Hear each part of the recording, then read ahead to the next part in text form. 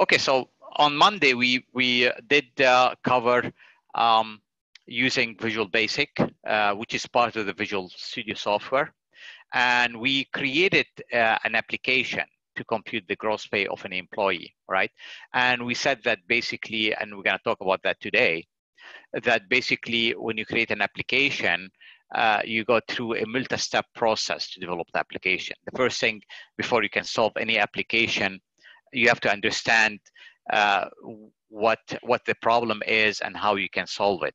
All right, because if you don't understand the problem, you cannot solve it.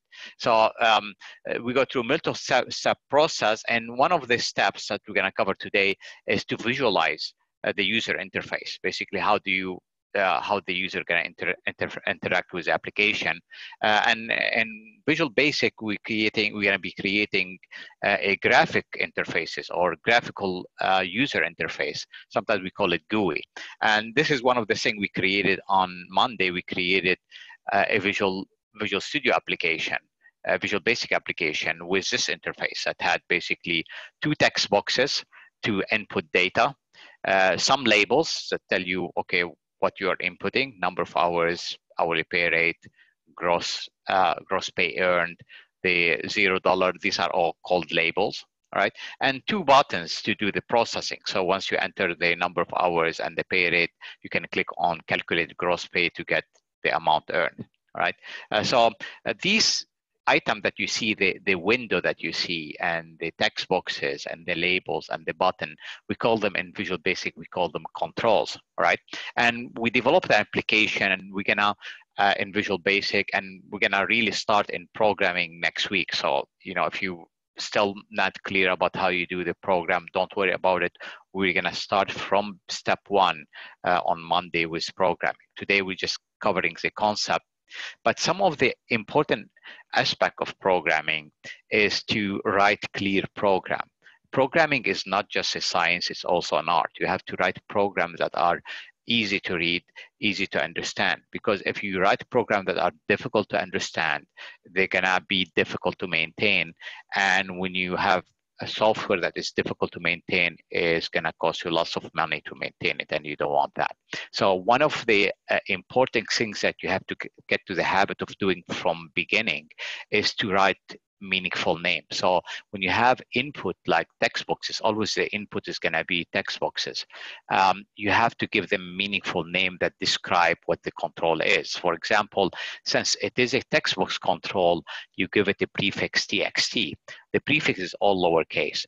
txt, you follow that with a meaningful name, capitalizing every word following the prefix. So in this represent the hours work, you call it txt hours with a capital H, work with a capital W. So by looking at the name, you can know that this is a text box that represent the hours work.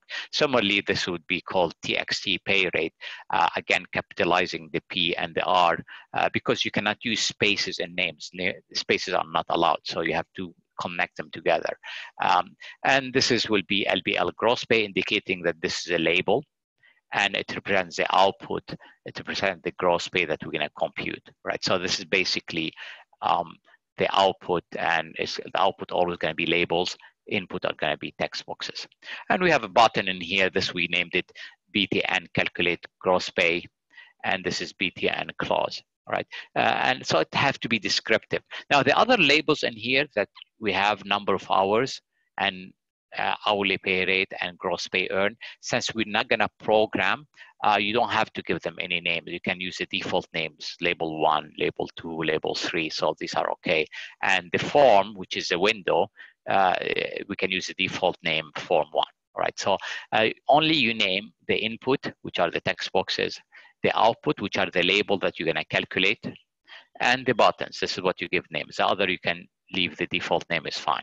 All right, and this is basically what we talked about, that when you name the control, you must start with a letter. Control must start with a letter always, and the remaining character may be letters, digits, or underscore. Right, you cannot use spaces, for example. Right, and the first 3 lowercase letter is going to represent the control type. So if you have text boxes, you're going to use txt to represent them. Labels, LBL, buttons, BTN. We're going to learn more controls next week. And as we learn more control, I'll give you more abbreviation for the different control type. And basically, the idea in here, you want to capitalize the first letter of each word after the prefix. So in this case, to represent hours work, you would use TXT, hours worked with a capital H and capital W, which is easy to read. It is much more easier to read this thing than if you write everything in lowercase. This is going to be all mixed up and you're not going to be able to see the word hours and the word work. So it's get to the habit always to write from beginning, from start, very clear names. Lowercase prefix, capitalize every word following the prefix. Very important.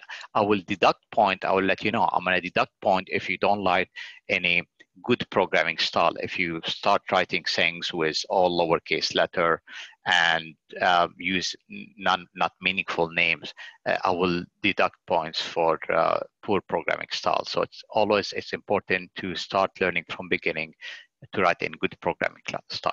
All right. So this is something that we did on Monday. We created an application. We did create actually this gross pay calculator, and you can refer to the video on the website on how we did that.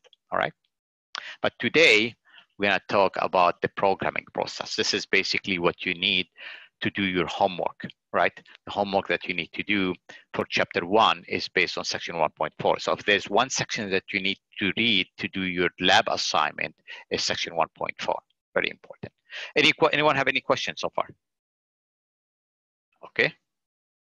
All right, so let's go ahead and talk about the programming process and see how this works. All right, whenever you write programs, again, as I said, you need to understand how to solve the problem. If you don't know how to solve the problem, you cannot write a program to solve the problem. This is an important thing. And the gross pay calculator is a simple program. It's not that complex. But usually in computer science, you tackle very complex problems that are not obviously, the solution is not obvious, and you have to come up with an algorithm with method to solve the problem. Once you come up with a solution on paper, writing the program should be straightforward. So the difficulty in programming is not really using a programming language. The difficulty is coming up with the algorithm, with the solution to solve the problem. So in this section, we're going to talk about how you go into methodological methods of writing a phase approach to solve a problem. So the first thing you want to do in the first step, and this is part of the homework that you're going to do, you're going to create a Word document and submit that. And you know what? I created a template in Word, and I was gonna upload it to the class website so you can use it as a starting guide to do your first week homework in Visual Basic. And I don't know, I cannot, apparently I didn't save it, so I cannot find it. So I'll try to create it again, and then maybe I'll upload it to the assignment. But the Word document that you're gonna submit is gonna have 6 steps only. This is have 12 steps, but you're going to submit only the first 6 steps. Step 1 is to clearly define the program, what the program is to do.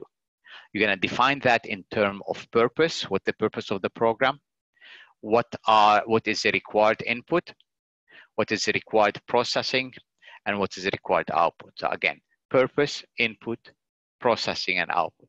For the wage calculator, right? The purpose is to calculate the user gross pay, all right? The input, all right, in order to calculate the gross pay of an hourly employee, you need to have for input how many hours the employee worked and what is his or her hourly pay rate. So there are 2 pieces of inputs, hours worked and hourly pay rate. The processing is to compute the gross pay.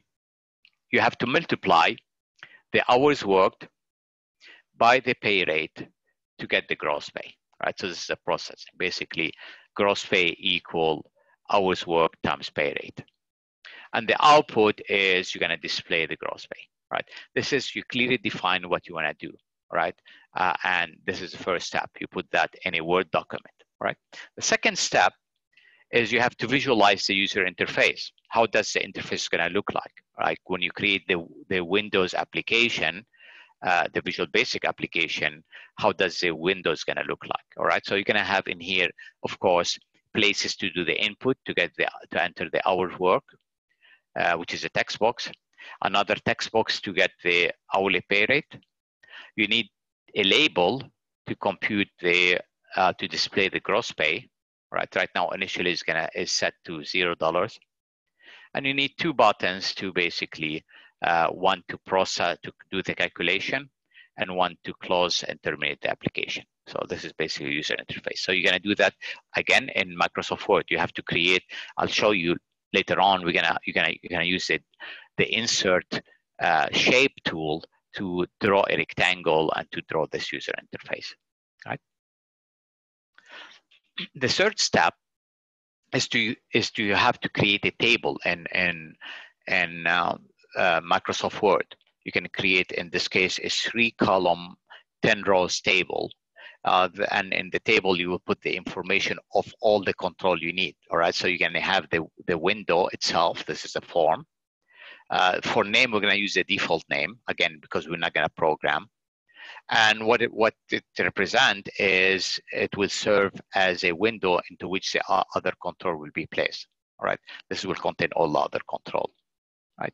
So in this case, the window is this rectangle, outer rectangle you see, and it contains all the other text boxes and labels and buttons. The second controls, you can need three other control labels in here that we're going to use the default names. These are going to display the prompt, the number of hours, the hourly pay rate, the gross pay. So those are going to display the prompt. All right, these are basically these labels in here. Without the output, without the $0. $0 is output. All right, this one we're gonna name. The other one, we're gonna have two text boxes for the input, one for the hours, TXT hours worked, and the other one is TXT pay rate. Notice the naming convention, how it's followed, lowercase prefix, capitalize every word after the prefix, right? This is basically allow the user to input the hours worked and to input the hourly pay rate.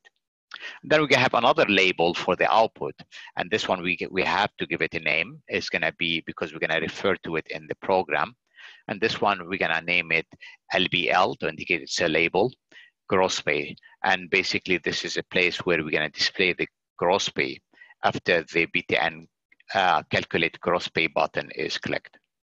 And then we're going to have two buttons, one for the calculate gross pay and one to close the application, and we're going to use again appropriate name with a prefix BTN and an appropriate name describing what the control is about. All right, everybody clear about the Visual Basic environment where you have to create a graphical interface, name all the text boxes, all the label that you're gonna use for output, and the buttons. So we document that in Word in a table. You can insert a 3-column 10 rows table to enter this information, right? The third step, again, a part of your homework, is to create another table, again, 3 by 10 table in this case, that will describe the two important properties that we use in the program that we wrote on Monday, the name property and the text property, right? The text property is what you see, right? So in this case, if we go to the form, the text property of this label is number of hours worked. The text property of this label is hourly pay rate. The text property of this button is calculated gross pay, and the text property of this button is close. So the text property is what you want display on the form is the text property. Right, so the control name is as in the previous slides, the same thing. So we have the name of the output label, LBL gross pay, the name of the two text boxes, TXT hours work, TXT pay rate, the name of the button, BTN calculated gross pay, BTN close. So the name is the same. Of course, the controls that we're not gonna program, like the prompts and the form, we use the default name. Now, the text property is what you see, which is going to be wage calculator, number of hours worked, hourly pay rate, gross pay, $0 initially for the gross pay that we had before doing any calculation, and the labels for the text for the two buttons, calculate gross pay and close. So if you compare that with this one, it is the text you see in here. All right. So this is step 4, right? So step 3 and step 4, you insert two tables in Microsoft Word, right? Step 5 is you're going to describe the two buttons, all right? So we have the buttons are known as event handler, because in order to do the calculation, you have to press on the calculated gross pay button. This is, we call the button an event handler, because the calculation will not happen until you click on the button. There's another event handler is the close button, which is used to close the application. So each button is an event handler. So you put them in a table. In this case, you can create a 2 columns, 3 rows table to create that. And you can describe what each event handler do. So for the calculated gross pay button, what it does, it multiplies the number of hours worked by the hourly pay rate. These values are retrieved from the two text boxes, TXT hours worked and TXT pay rate text box controls. And the result of the multiplication is stored in the LBL gross pay label for output, right? And the other one, the other button, the BTN close click event button, is going to terminate the application. So you put that in a table in Microsoft Word, right? And the 6th step, which is the only steps that you have to do, step 1 through 6 for the homework, is you create a flow chart which describes the logic that you would follow to perform the operation. So for the calculate gross pay button, the flow chart is you would start. You multiply the number of hours worked by the hourly pay rate, and you store the result into a variable. We talked about a little bit about variable on Monday. We're going to name the variable DBL gross pay. DBL in here stands the type of the data that the variable gonna hold, that's gonna store. DBL stands for double precision floating point number. We have usually two types of numeric data. An integer type that store whole numbers.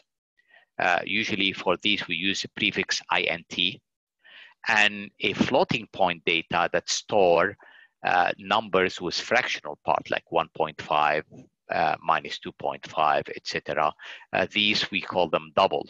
So the prefix is DBL gross pay. So again, so after we do the calculation, we store the gross pay in a numeric variable called DBL gross pay. The next step is we want to display the calculated gross pay. So we store the value of DBL gross pay in the LBL gross pay control text property. So now to make it appear on the form, we set the text property of LBL gross pay to that calculated gross pay value. And this will display it on the screen. And this is basically the flowchart. The flowchart uses a graphical symbol to display that. Now, some people don't like to use flowchart because you have to do the drawing of this flowcharting symbol. So you have an option for step 6. You can either do the flowchart or you can do the pseudocode. The pseudocode is more like English-like description of the solution. So in this case, there's 2 steps in here.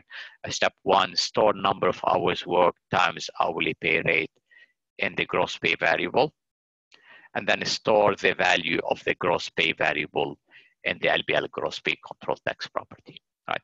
And these are the only 6 steps that you have to do them, all right, for the homework. Now, of course, the homework you're doing is not about the gross pay. It's about, you have 2 problems that you have to do. One of them is about computing the room area, all right, which is very similar to the gross pay, because in the gross pay, you multiply the hours times the pay rate to get the gross pay. For the room area, you multiply the lengths times the widths to get the room area. So it's almost identical. It's just basically changing it from gross pay to room area, right? You have to do 6 steps of that, all right? And you're gonna create a Word document. I created, as I indicated, the Word document, but I didn't I didn't basically have it. So I'm gonna go ahead and see if I can share that with you on the video. I'm not sure if this will work. Oh, I need to connect it. It's not connected. Let me give me a second. I'll connect that, and then I'll see if you can be able to see it, because I printed it, but I didn't save it. Let me see. Can you see this thing on the screen? But it's too small, maybe, right? Can you stop sharing your screen so that we can see your video? I'm gonna stop sharing. How about that? Is this now better? Yes. Yeah, so basically you're gonna create a document similar to this one, okay? And this document is gonna have different steps. So step one is you do the purpose, input, processing, output. Step two, the user interface, which you can draw it in and you can draw it in Microsoft Word using the insert shapes tool. Step three is a table. You can format it to look something like that, right? And it's basically 3-column table, 10 rows. And then you're gonna have step 4 is another table with control name, text property. Step 5 is another table with a 2-event handler. And step 6 is either the flow chart or the pseudocode. These are the only thing you need to do for the first Visual Basic assignment. No programming. You don't want to create a Visual Basic project or anything like that. Only these kind of things. I created that and I don't know what happened to it. I cannot find it. I will try to create it again, and then I'll attach it to the assignment. Then you can download it, and then you can change the names. Instead of saying in here hours, you would say length of the room, width of the room. Instead of saying calculate gross pay, you would say calculate area of the room. So you can change it. All right, so I'll do that, but it's gonna be what you're gonna submit our Word document. All right, no programming for that part, okay? Anyone have any question about what you need to do for the lab assignment? I have a question. Yes. So how do we create this Word document with all of these pictures and text boxes? All right, actually, let me go ahead and do that. I will just give you a hint because I lost it. I have to do it again, I guess, to see to show you what happened. I'm gonna go ahead and do the sharing again, and so I'm gonna do screen sharing and share the screen again. All right, everybody see the screen? Yeah. All right. Let me see what happened. Okay, this is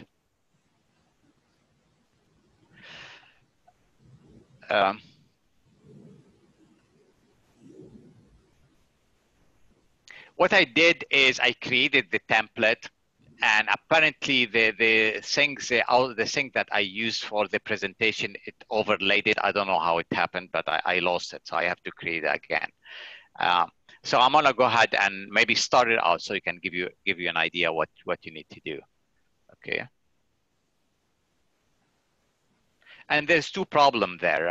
One problem is about computing the room area. The other problem is about computing the available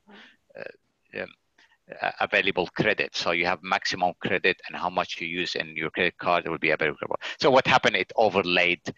All the lecture note were overlaid by this thing. So let's go ahead and let me show you how we're gonna do that. So in here.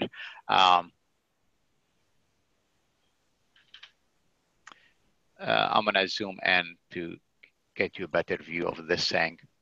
So you're gonna do in here, all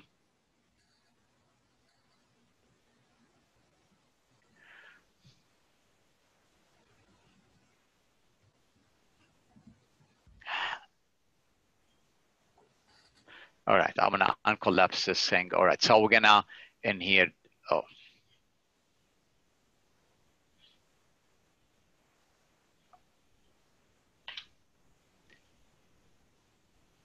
Right, so you're gonna put the steps. Step 1 is define the problem.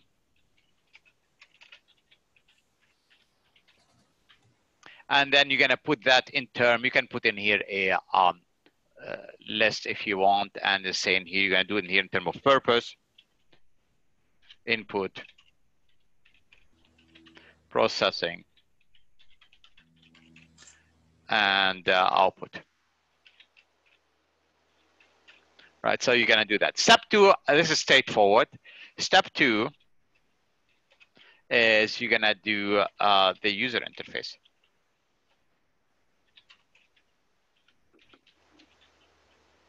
And this one, you have to do some drawing tool. Right, so you can go to the Insert tab.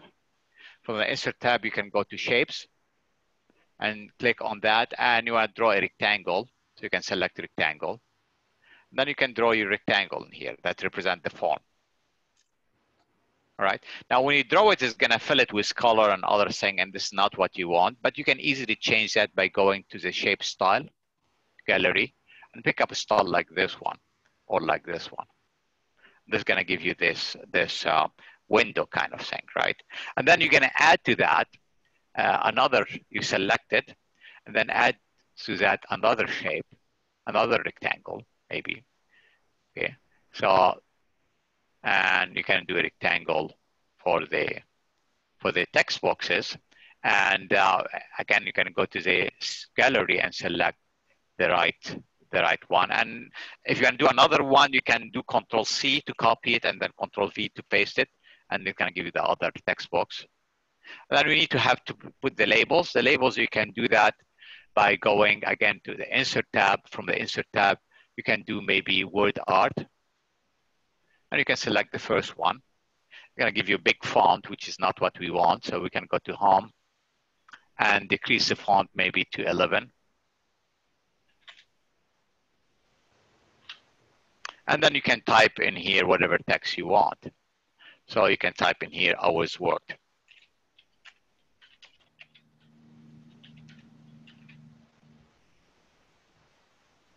And you can resize it a little bit. The alignment, you probably want to do left align instead of centered. And then you can position it next to this label in here, right? And then you can copy it. Control-C to copy it. But before you paste it, select the container rectangle, this one, and then Control-V to paste it. Okay. I didn't copy it. Let's start it again. Sorry. Right, so you select it from the border, Control-C to copy it, then select the container, Control-V to paste it, and here it is, and you can position it. And you get the idea. And then you can continue to do the other interface. This will be the pay rate. And you can do another one and continue another rectangle for the button. Now for the button, you can select this one, which is a rectangle, Control-C to copy it, click on the container, Control-V to paste it, position it, resize it if need to, and then right-click on it and select Add Text. And then you can say in here, calculate gross pay. All right, so you can do that. So you get the idea. So we know how to do labels. I can to do the other labels. I can select this one, copy it, and select that and paste it, and then you'll get that. All right, so we get that. Let's do step 3.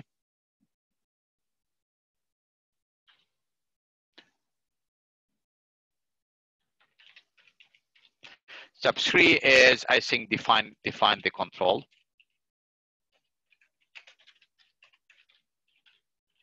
And this is where you're gonna insert a table. All right, so I can go to the Insert tab, select Table, and we're gonna have a 3 columns, 10 rows table. So the maximum can give you 8, it's 3 by 8, so it's fine. So we have that. Then I can right-click on any one in here and right-click on any row and select Insert Row below or above, it doesn't matter. And another time insert row above or below. So now we have 10 rows. Now this doesn't look well, so I'm gonna go ahead and change the style. So I can use the style, probably a good style will be this one. Maybe this one will be a good style, table grid, or this one. whichever one you like. So select this one. And then you can put the heading. When you put the heading in here, this is, I think it's this control type in here.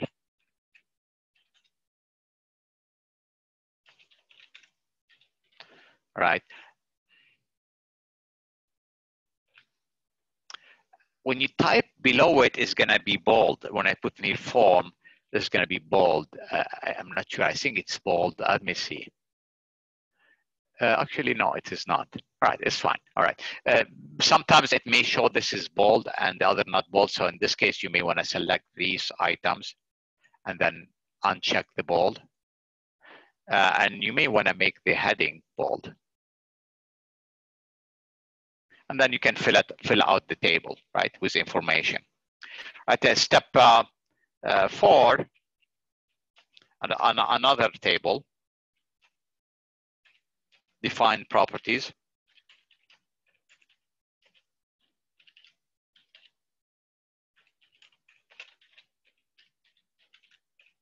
Which are the text and the name properties. Is another table. Okay, you can select if this table actually.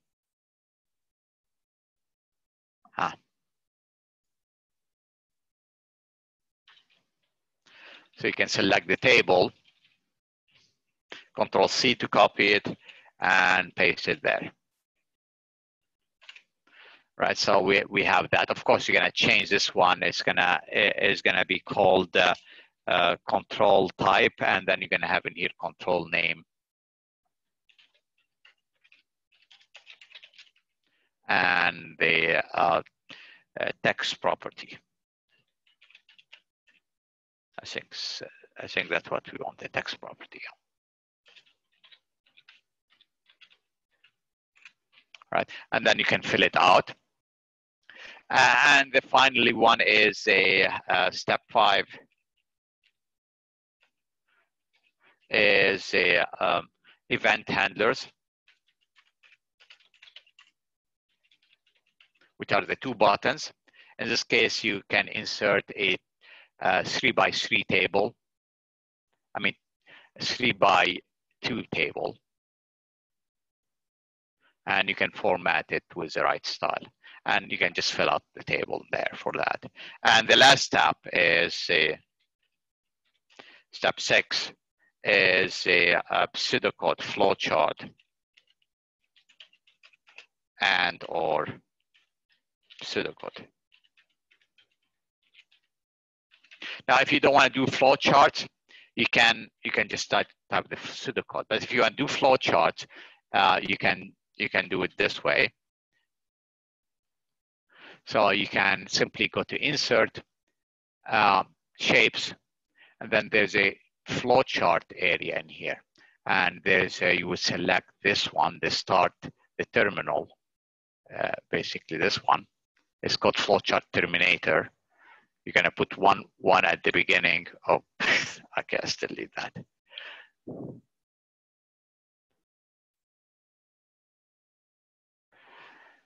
Okay, so we have this one. You can just draw it. And you may want to format it after you do that. Select this format maybe, or this one. Okay, and then you can right click and select add text. And then you can say start in here. All right, it's too big. Let me select the text and maybe change the font. It's 11. Okay, so 11 is a good size. So let's go ahead and resize it then. All right, so you can resize it. And then you can draw another one, another shape for the, again, going to shapes under flowchart. You can select this one in here, the process, and then you can draw a rectangle in here.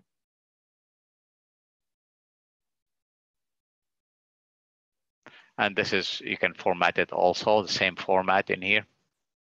And then actually this one. And you can copy this one, Control C and Control V, and put it next to the other one because we need 2 of them. And you can copy this one. Oh,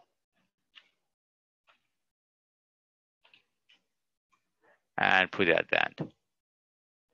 So something like that. And you can fill them out, okay?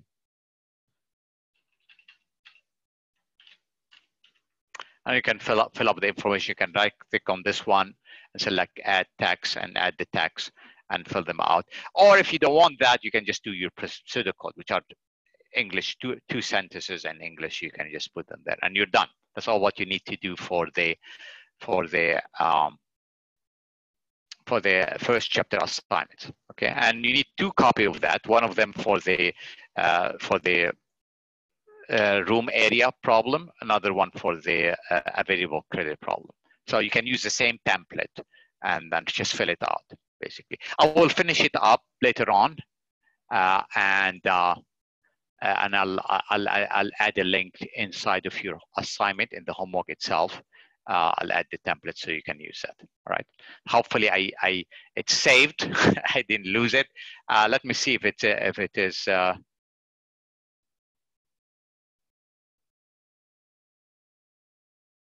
Yeah, this is a clipboard. We don't need that.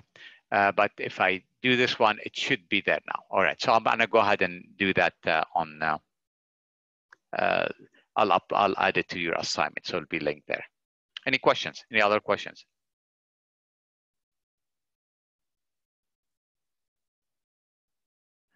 Okay. So basically, for step 6, if you don't want to draw the flow chart,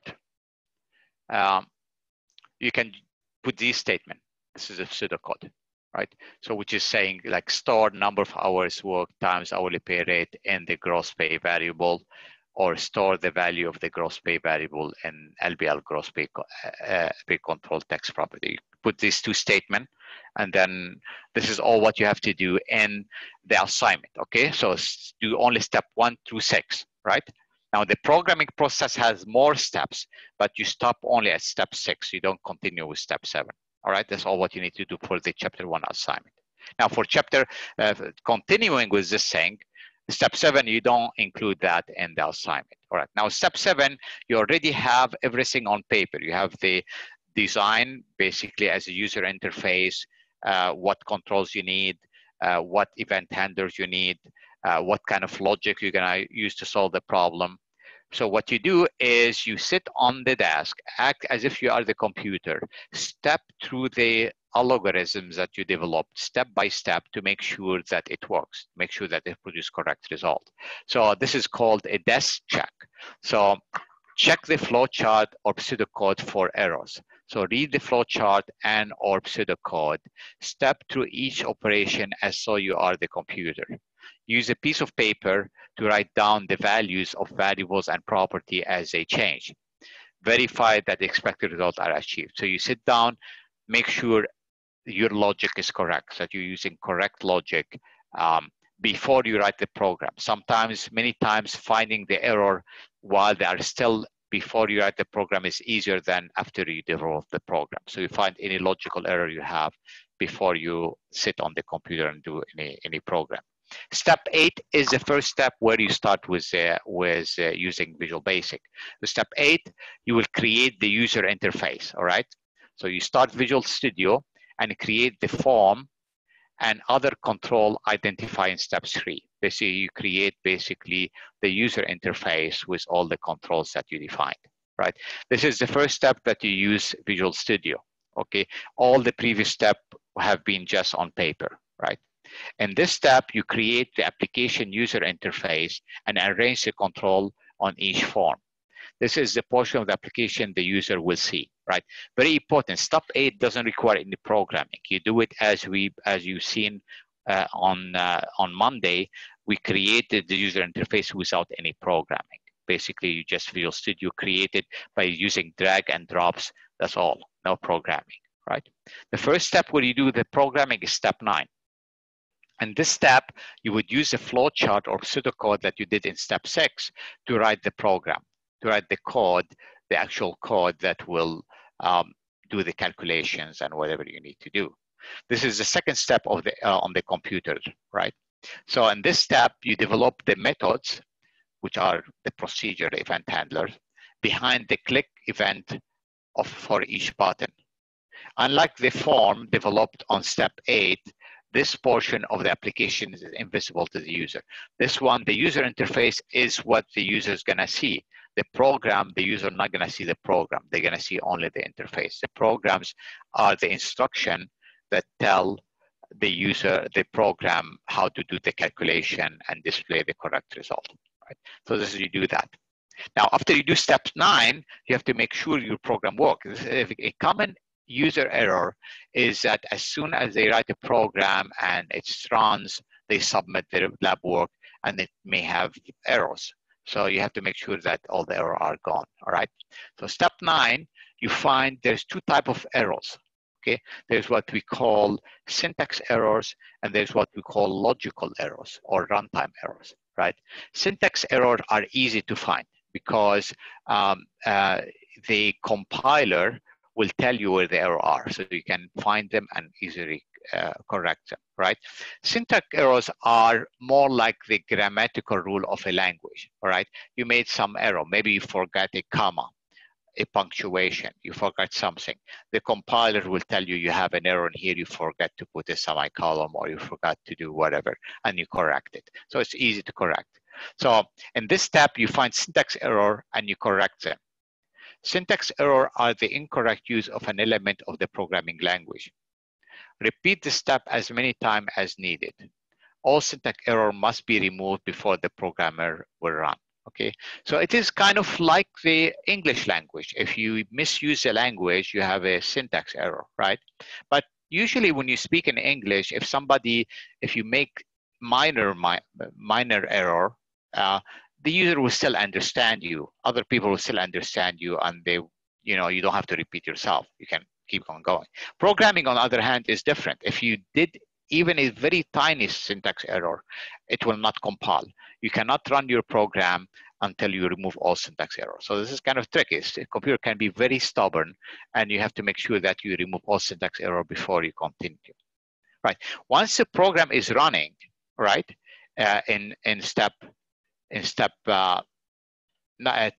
you remove all syntax error. It doesn't mean that you're going to get correct result, right? And this is a common error for programmers, is that they get the program to run, and once it's running, they submit the work without checking that the results are correct. To check if the results are correct, you have to find logical error. You have to use test data, right? Run the application using test data as input. Run the program with a variety of test data.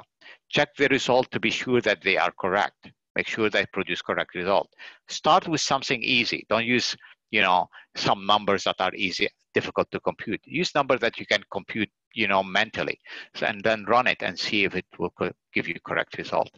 Incorrect result are referred as runtime error, and you need to fix them. Maybe it's due because of the logic or whatever have you. You have to find them and fix them. Correct any runtime or logical error. Repeat the step as many times as necessary until you get all logical error corrected. Second, the last step, and this is it. This is the programming cycle, 11-step programming cycle. For the first assignment, you have to do only the first 6 steps, step 1 through 6, right? Now, using Visual Studio, I think it's best to, instead of going to this thing, it's best to use it. I'm going to go ahead and use it. I did use Visual Studio 2017 on Monday. Today, I'm going to use Visual Studio 2019 because you're going to probably have a hard time finding Visual Studio 2017, and you can easily find Visual Studio 2019. By the way, please refer to the Canvas shell for basically instruction on how to install Visual Studio. So click on this link and go over the video over how to download and install Visual Studio 2019, all right? So go over that link. And then once you do that, once you install it, you're gonna have Visual Studio 2019 installed. And I'm gonna show you how to place that on the taskbar. So right now, this is Visual Studio 2017. This is Visual Studio 2019. So simply you can click on it and it's gonna start. And After you install it, you're going to be able to have that. Now, Visual Studio 2019 interface is different than 2017. 2017 allow you to select the programming language on the left and the template on the right. You don't have that in here. You have only simply create a new project. And if you create a new project, you're going to have a list of tons of types there listed down by you, and you have to look for specific project that you're going to run, and it's very tedious. All right, the first time you're going to have time to think, but basically what you're going to do, you're going to find this one, this guy, Windows Form App .NET framework for Visual Basic. There is one of them for C#. Make sure you pick up the right one. Once you find it, once you use it, it's going to appear on recent project templates, so you don't have to look for it. You can simply click on it. And when you click on that, select it, you can click on Next, and it's going to tell you where you're going to save it. So I'm going to save it on the desktop, where I'm putting all my examples. Under Classes, COSCI 103, VB1. Say we did the gross pay on Monday. We're going to do another one today. And I want to call this one, I'm going to call the room area.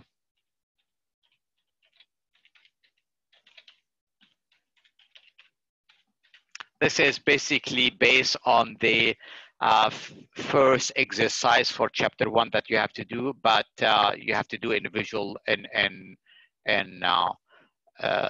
Word, Microsoft Word, not in Visual Studio. So, but I want to go ahead and create this application. I'm going to go ahead and turn off the video because it may be distracting some people. All right. Okay. All right. So it's working right now. It took a little time to create the application with a empty window. We call it form. But we're going to see that in a minute.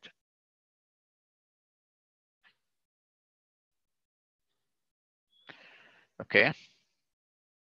I don't know what happened. Is it,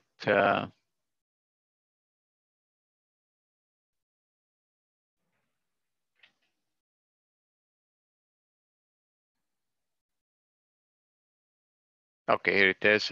It's kind of slow. Here it is. Okay, so here it is. Here's your window form. You have the toolbox, which is important. You have the property window is important. If you click Solution Explorer, you'll be able to see it. Right, so the Solution Explorer and the property window and the toolbox. These are 3 important windows that you're gonna need, right?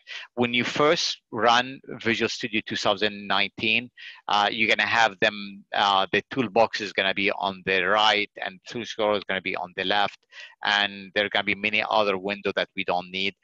Check the video I uploaded on installing Visual Studio. I'll show you how to put it in that format. So they'll be like this, right? This is the only windows we're gonna need, the toolbox, the Solution Explorer, and the property. Solution Explorer show you the file that you have in your project, and you're not gonna use it often, but here it is, show you that you have a form, which is this one in here, right? We're not gonna use it often. If you click it, you're gonna show the programming code, which we don't want that. So I'm gonna go ahead and close that. And we're back to the user interface. Because we don't use Solution Explorer often, it's a good idea to hide it. So click on the push pen in here, and this will hide it, and then you can see it, all the property on the right-hand side. If it's not wide enough, you can adjust the width in here. All right, here it is. So I'll show you the properties. This is a toolbox. This is the form. It's too big. I can resize it. So this is probably the right size. Notice the title of the form right now, it's a Form 1. I'm gonna call it in here, I wanna change the name to say Room Area Calculator. To do that, this is the text property. Anything you can see is known as a text property. To do that, you go to the property windows. Make sure you list the property alphabetically A to Z by clicking on A to Z. When you do that, the text property is gonna be near the bottom. Here it is, text, and it have the value Form 1. Double click on it and change it to Room Area calculator. And this is going to display, the text property is going to display on the form, room area calculator, right? Now, next what we're going to do is we're going to add the controls. We're going to add in here some label controls. So we go to the label control on the toolbox, double click on that. Here it is, a label. Now the label are too small. You cannot even see. So what I'm going to do, instead of changing the size of each label, I want to select the container, which is the form, the window. I want to select the container, the window, then go to the font property and click on the 3 ellipses next to the font property. And then I want to select the 12-point font. So it's going to make it bigger so everybody can see that. All right, good. Right. So now everything I add to the form is going to have a font of 12 points. So I'm going to select this one, change the text property. Again, the text property is what you see. I'll call in here, call this one room links. Okay, I will need another label. Instead of selecting it, I want to select this one, do Control-C, then Control-V to copy and paste. Put it here, and I'll call this one room width. This is text property. Right, okay. Next we're gonna do is we're gonna display the area. So I wanna select this one, Control-C, Control-V to copy it. I wanna put below it in here the area of room, or room area.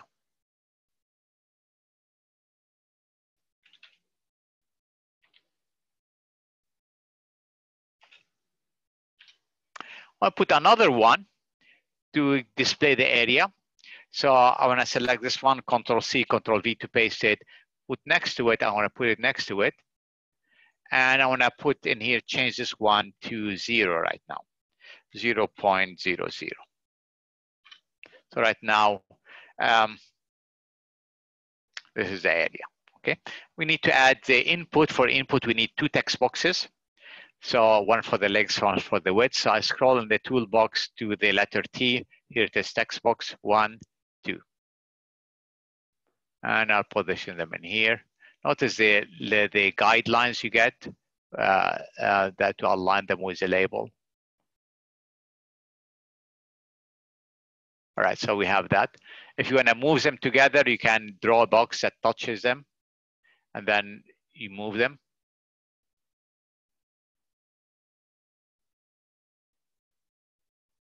All right, so we have that. All right, we need to add buttons. Okay, again, the toolbox, double click on button 1, and you can copy it, I guess. Just put that in here, and this is gonna, we're gonna use this one to calculate the area. This is text property.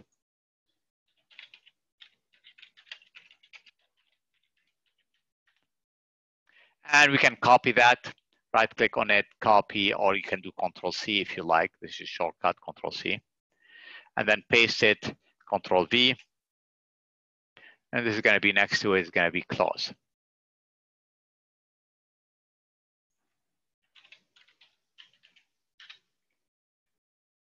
Right, this doesn't align properly. Maybe I can select these 2, move them a little bit to the left. Okay, it's about right. The whole thing is too much down. So I can draw a box that select all of them and then move them a little bit upward. Right, and then we can select the form and resize it. Right, so it's about it. Okay, it's fine. All right, this is a user interface, but we haven't named the controls yet, right? So there's 2 important properties. There's the text property is what you see on the form, and there is the name property is what you're gonna program, all right? So we need to name all the input boxes, all the input, all the output. We're gonna name these 2 input boxes. We're gonna name this label because it's gonna be output. And we're gonna name the 2 buttons. All right, so these are what you're gonna name. So I'll go ahead and select this one. This is a text box. So the convention is to use for text box a prefix txt. So I'm gonna use in here txt prefix, and then we're gonna capitalize every word following that. A good name for that is room length. So TXT room links. This one is text box also. So a good name for it is going to be TXT room width.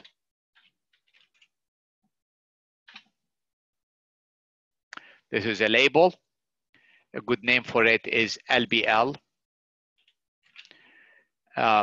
LBL room area.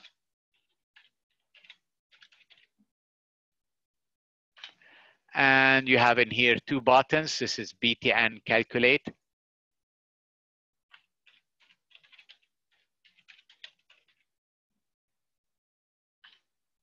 And this is BTN close.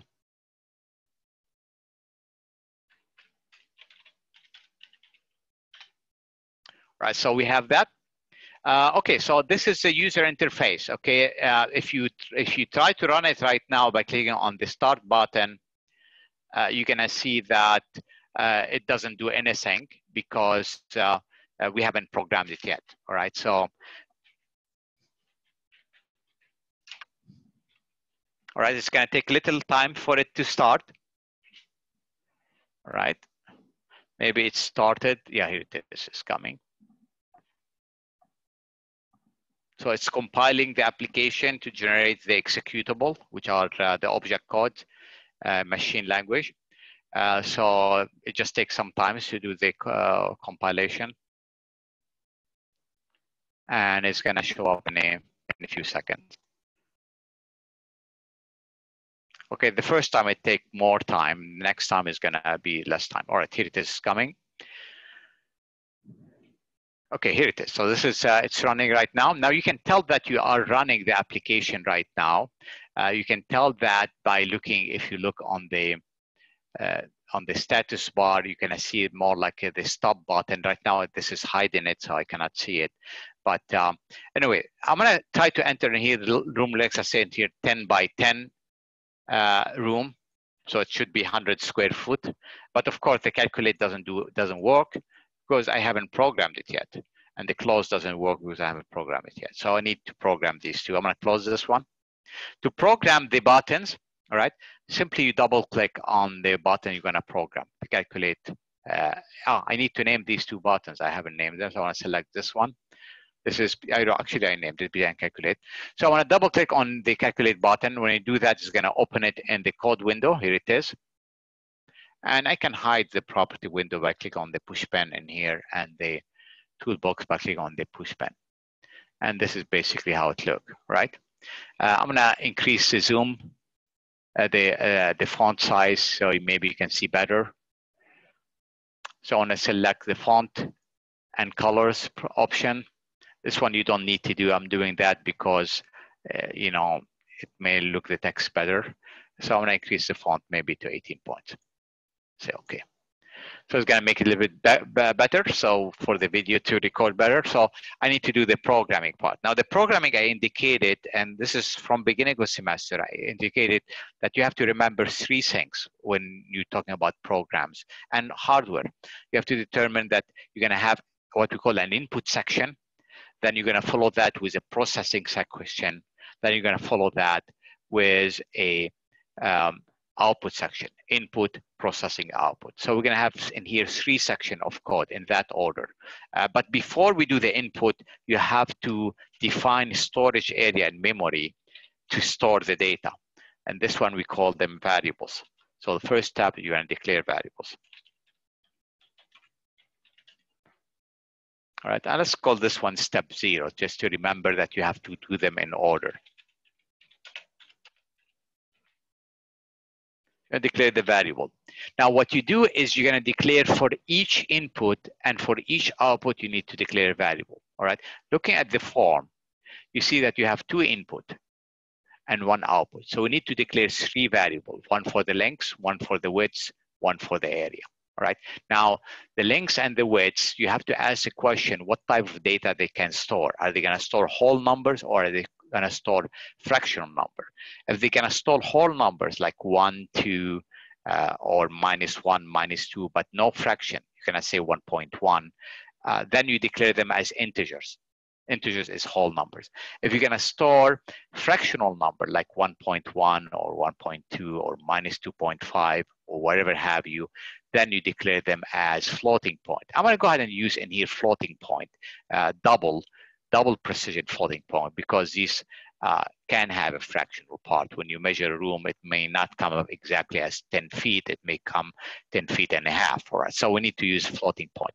All right, so whenever you declare floating point, you declare variable with the dem statement. You say dem, and then the variable name. The convention is this: if you're declaring double precision floating point number, you use the prefix dbl. So dbl, and then you can give it a meaningful name. So a meaningful name will be room area, room length, as, and we say double in here. Notice Visual Studio have IntelliSense. As soon as you type D or U, it show up with a pop-up screen with double. This to save you typing, so you can simply press tab to accept double. So you type less thing, right? IntelliSense is very useful because it's not only save you typing, it will also save you creating errors, typing errors. So it's always good to use it. So use it when you can. Now, next variable is we're going to declare for the room length. So again, it's going to be double precision variable dbl room length, room width as double. Notice when I type D, it remember double, so I can tab on it. So lots of easy to do. Then the next one is dbl area, room area as double. And then we're going to have the input.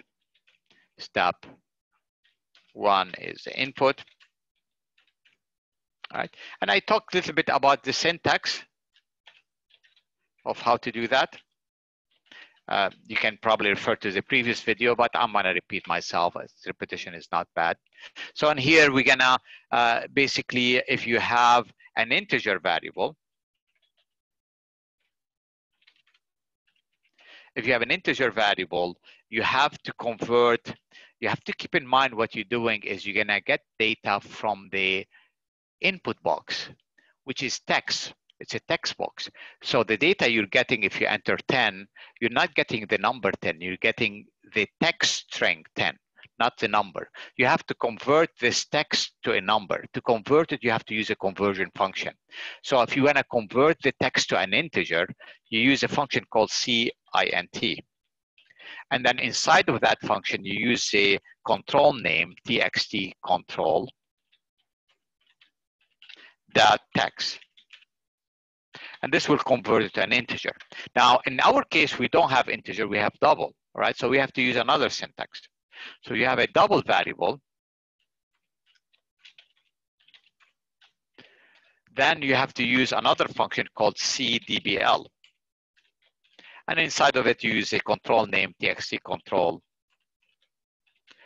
dot text, right?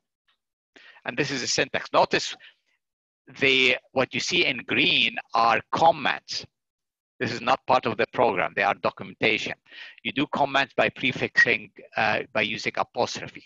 Anything following the apostrophe are ignored by the compiler. It's just comments, documentation. Now we're gonna continue writing the program. Notice also these variables have a wavy underline, green underline, because you haven't used them yet. If you move the cursor over them, it explains what the error is. It tells you unused variable, dbl room length. Of course, it's unused because we haven't wrote the program yet. So as we use them, this is gonna disappear. So let's go ahead and do the first variable. We're gonna input the two input dbl room length, and we're gonna use the second second syntax, cdbl converted to double, and we're gonna use text box control txt room length dot text. This is gonna bring up the text we enter in the text box converted to a double, and it's gonna assign to the variable dbl room length. Notice dbl room length doesn't have wavy green line underlining it because it have a value now. Let's do the next input, dbl room width. Again, it's a double, so we're gonna do cdbl txt room width dot text. And this is the input. We have two text boxes, so you have two input statements, right? So again, the input is determined by text boxes. Two text boxes, you need two input statements. Here's your input statement. Next step is we're gonna do the processing.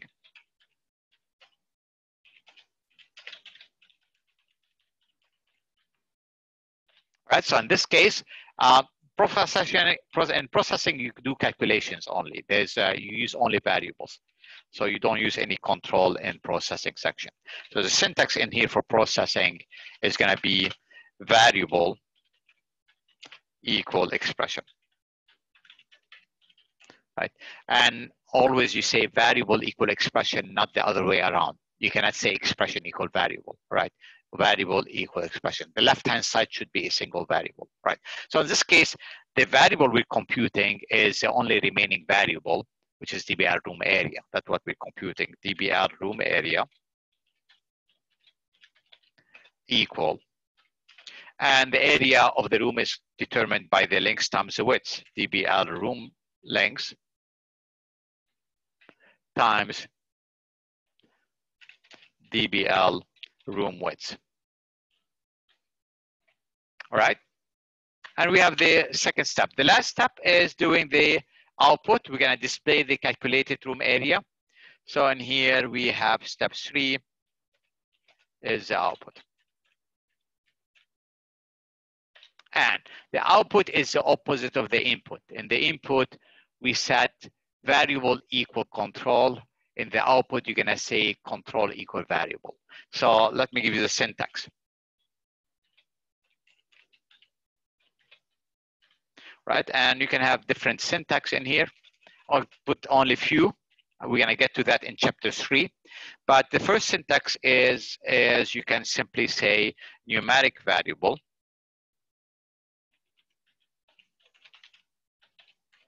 Can be an integer or double, it doesn't matter. Sorry, this is the opposite of input. You would use the control, LBL control name dot text equal. You would use in here numeric variable. And then you would use a method called .toString. The method .toString, what it does, it converts a number to a string. It does the opposite of the input. In the input, we converted text to a number. In here, we're converting number to a text, which is string. String is the same as text, right? Now, you can use the toString method in different way. You can use it with no argument. This way, it's not going to format the output. Or you can format the output. So you can use different arguments for that. Let me go ahead and do the other ones. So in here, I want to say in here, I want to copy that from here instead of retyping it. You can use a parameter in here, an argument for this thing. You can format it as currency, maybe with 2 digit decimal point, right? This will format it with a $sign and comma separator. If you're not working with dollar, with money, like in this case, the room area is not dollar, so we're gonna use different format. In this case, we can use a number format. In this case, it's gonna format it with a comma separator, but without a $sign, right? You can also, if you like, format, some cases you may wanna format it with percentage, right? So in case you can say formatted percentage. By the way, the number in here is the number of digits you want after the decimal point. Usually you want to do 2, not 0. So we can give you 2 digits of decimal point, right? You can do percentage. When you do format as percentage, it's going to multiply the number by 100 and then add the percent sign to it. All right. There's many others. We're going to get to that when you get to chapter 3. Let me go ahead and then finish up this thing. So the only output, we have only one output, which is a label. So we have LBL, here it is, room area appear, tab on that dot text equal. And we're going to use in here format number 3 because it's not a $sign. It's a numeric value. It's not a currency. So we're going to do format number 3. So we're going to say in here the numeric variable, which is DBL room area dot toString, and we're going to format it as number with 2-digit decimal point. This is a program. This is a program that will give you calculate the room area. Okay. Let me go ahead and see how this runs.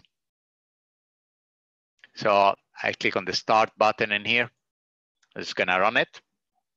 But now you have an event handler to handle the click event on the calculate button. All right. So let's see how this is work. All right, I'm still waiting. Okay.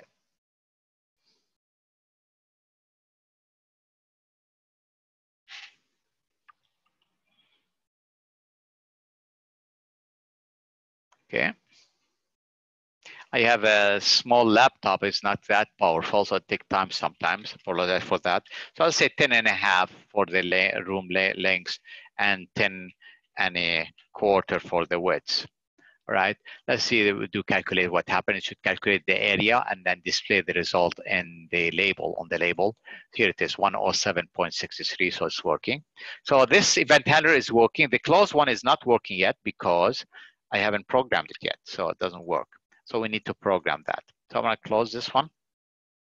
And we're going to program the close button. Now we can program it like we programmed the calculate button. We can go back to the form. There's a tab in here for the form design. And we can double click on close to create an event handler, which most people want to do that. But sometimes you may want to program not the click event, maybe you want to program the double click event, or you want to program something else. So in this case, this will not allow you to do that. If you want to program it without leaving the code window, you can do that by going to the second pull down list. And from that list, select the button, BTN close, for example. And from the third pull down list, select the click event. When you do that, it's going to add an event handler for the close, for the click event on the close button. And this one is simple, always the same. Whenever you want to close a window, you refer to the window with the word me. Me is referring to the window itself, the container, basically. And then you use a method called close, and this will close basically the window. That's all what you have to do. Always when you want to do the terminate button, me.close. That's all what you do. Let me explain what me mean. Me is a containing folder, the containing form, which is form 1. This is a public class form 1. Me is referring to form 1. That means close form 1, close the window or terminate the application. Let's go ahead and run it, see how this works. Right, so I'm going to run it again.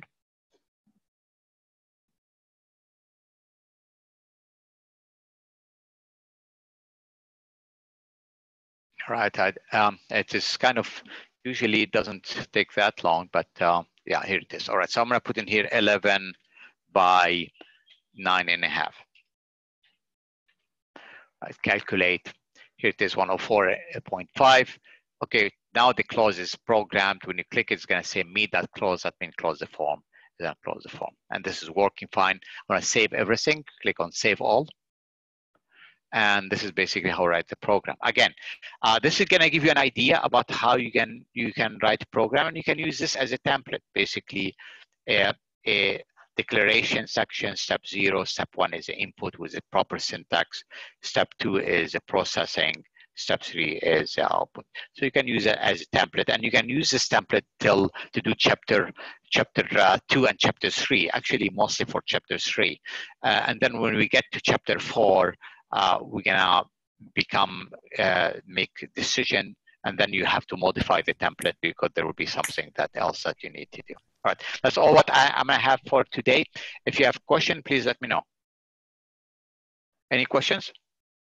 Let me go ahead and first stop the recording before I take more questions.